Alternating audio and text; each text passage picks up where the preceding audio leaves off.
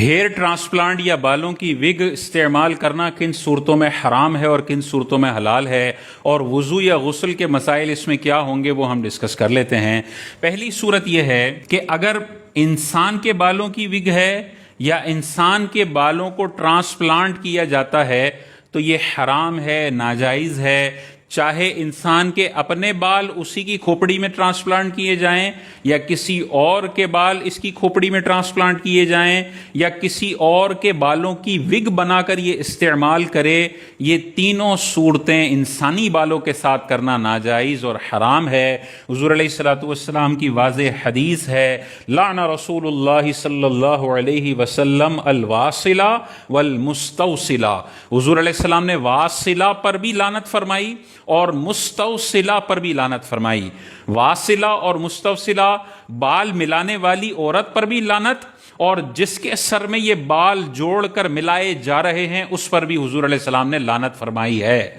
تو پہلے کے دور میں اگر بال چھوٹے ہو جاتے تھے تو انسانی بال دوسری عورت کے اسی کی چٹیا کے ساتھ، اسی کے بالوں کے ساتھ گوند دیے جاتے تھے، چٹیا بنا دی جاتی تھی، تو بظاہر اسی کے بال لمبے لمبے دکھتے تھے۔ اس کو حضور علیہ الصلوۃ والسلام نے منع فرمایا اور فرمایا ایسی عورتوں پر اللہ کی لعنت ہے جو بالوں کو بالوں کے ساتھ ملا کر سر میں لگانے والی ہیں۔ اس عورت پر بھی جو یہ کام کرتی ہے، پروفیشن اختیار کیے ہوئے ہے، اور جو یہ باقاعدہ سر میں بال ٹھکواتی ہے اس پر بھی حضور علیہ السلام نے لعنت فرمائی ہے۔ انسانی بالوں کے ساتھ یہ کام نہیں ہو سکتا، چاہے اپنے بال ہوں چاہے دوسرے انسانوں کے بال ہوں۔ دوسرا، خنزیر چونکہ نجس العین ہے، اس کا ایک ایک بال ناپاک اور غلیظ ہے، تو اس کے بالوں کا استعمال بھی حرام ہے، کیونکہ یہ بال بھی اس کے ناپاک اور نجس ہوتے ہیں۔ اس کی وگ بھی نہیں بنا سکتے، اور اس کی اگر پیوند کاری کہیں ممکن ہو گئی ہے تو یہ بھی جائز نہیں ہے۔ اس کے علاوہ جتنے بھی جانور ہیں ان کے بالوں کی وگ بنا لی جاتی ہے۔ گھوڑے کے بال ہیں، ہرن کے بال ہیں، بکرے کے بال ہیں، اور کوئی بھی جانور ہے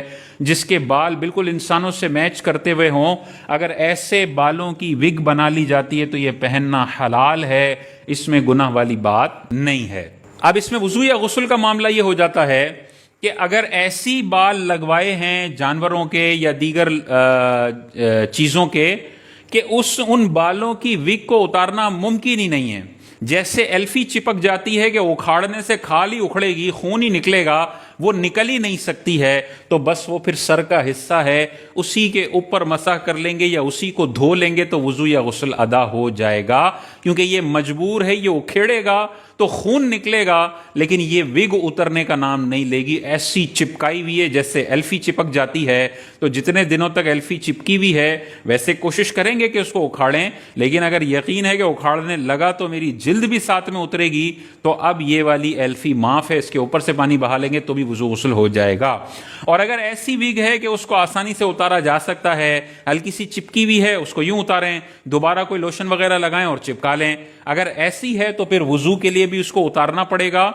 مسح کرنے کے لیے، کیونکہ وگ پہ مسح کریں گے تو کھوپڑی پہ مسح ہوا ہی نہیں، سر پہ نہیں ہوا، اللہ نے سر پہ فرمایا تھا مسح کرنا، اس کو اتارنا پڑے گا۔ اور غسل کر رہے ہیں تو سر کو دھونا فرض ہے، تو پھر یہ وگ کو اتارنا پڑے گا۔ تو جہاں اتارنا ممکن نہیں یہی سر کا حصہ بن جائے گا، اسی کو دھو لیں، مسح کر لیں، ہو جائے گا غسل وضو، اور جہاں اتارنا ممکن ہے وہاں اتار کر وضو یا غسل کرنا ہوگا۔